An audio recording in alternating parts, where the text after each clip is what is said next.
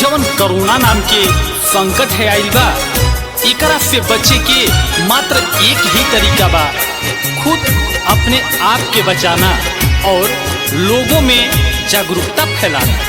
तो यही उद्देश्य से सिंगर प्रमोद शर्मा की आवाज में एक खूबसूरत गीत के माध्यम से इस संदेश आप सब तक पहुंचावे की कोशिश बा।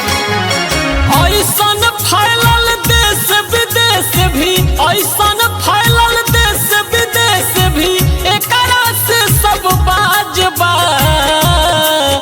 का कहीं स्थिति जवन आज बा, का कहीं स्थिति जवन आज बा, कतही भी ना कोरोना के इलाज बा।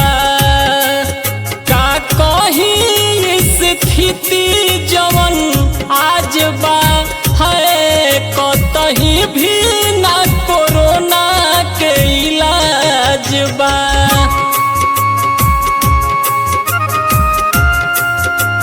Recording by Mahi Music.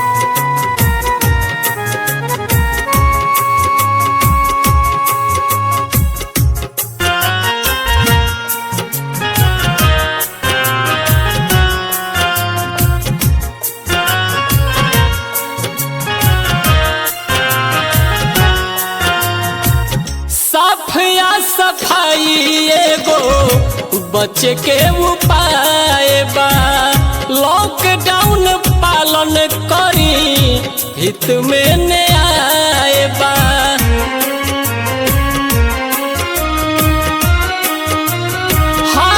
हाँ, साफ या सफाई एगो बच के उपाय बा।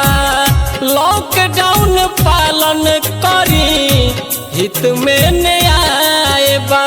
का बा पता के का बा चाहत, का बा पता के का बा चाहत, एकरा में का राज बा। का कहीं स्थिति जवन आज बा, कवनो भी ना कोरोना के इलाज बा। का कहीं स्थिति जवन आज बा है, कवनो भी ना कोरोना के इलाज बा।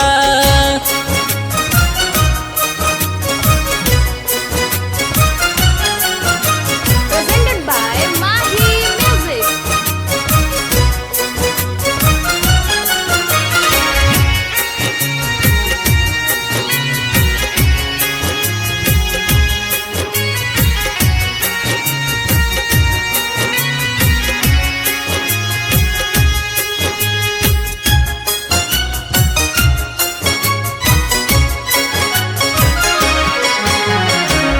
चीन के ई चाल से आइल महामारी, भारत के महान भारत फिर भी नहारी।